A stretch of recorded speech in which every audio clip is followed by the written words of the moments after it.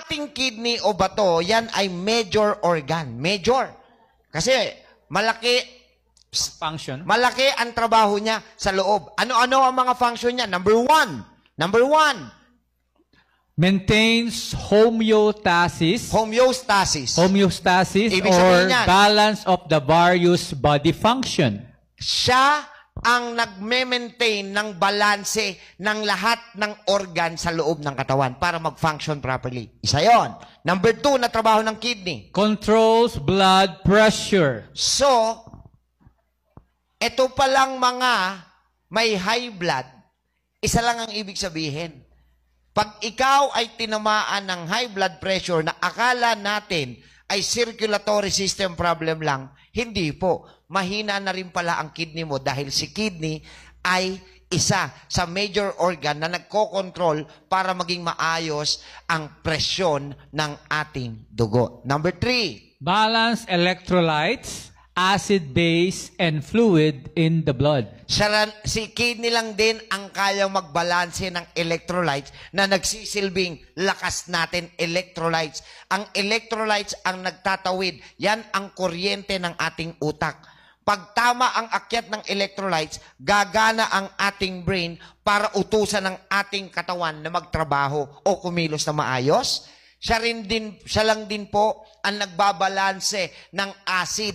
Yan naman po yung pH level para hindi ka maging acidic at ikaw ay ma-maintain mo na alkaline po ang iyong katawan. And siya rin po ang nagme-maintain na ang fluid kailangan ng ilabas at hindi ka mamanas. Okay? Ano pa ang trabaho ng kidney? Okay. It removes nitrogen's waste light. Okay. Siya ang nagtatanggal ng mga nitrogenous chemicals. Ibig sabihin, sumasala ng pumapasok na chemical.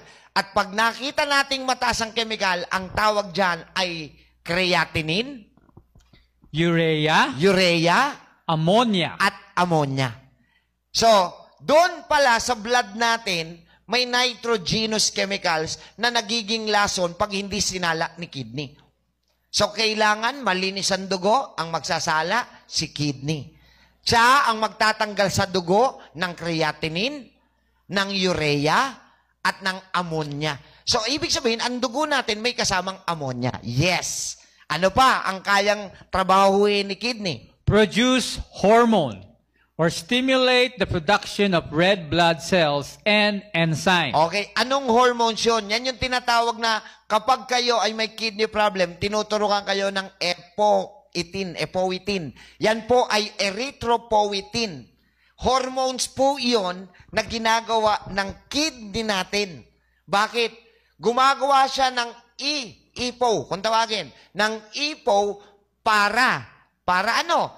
Para ibalanse ang dami ng red blood cell at ng enzyme sa loob ng katawan. So, napakalaking factor pala talaga ng kidney. Ano pa ang kayang gawin ng kidney?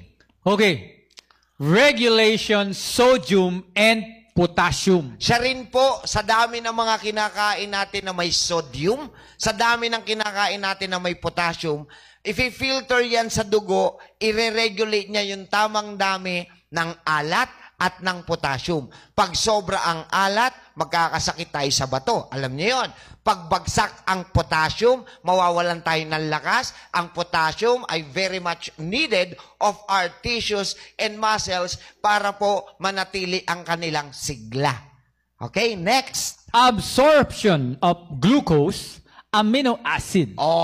So, ang kidney ay may kinalaman din pala sa mga diabetiko. Akala natin, kapag diabetiko tayo, ang babantayan lang natin ay ang pancreas. No. Bakit? Nag-a-absorb din, kung healthy ang kidney, ng glucose, tutulungan niya si pancreas to regulate the glucose inside the body. Si pancreas gumagawa ng hormone na ang pangalan insulin. Okay ha? Si kidney, ina-absorb niya naman yung sobrang glucose para maisama sa paglabas pag umiihi tayo. So, malaking factor din ang kidney. At ito pa, si kidney rin ang nagre-regulate ng ating amino acid. Ano yung amino acid, Doc? Yan yung kino-convert ni liver para gawing energy.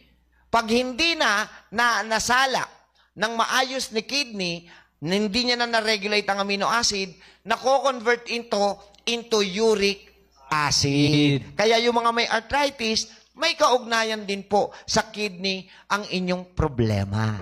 Next! Activation of vitamin D. At dahil pala kay kidney, siya ang may vitamin D tayo, pero kung hindi activated, wala tayong lakas, wala tayong enerhiya.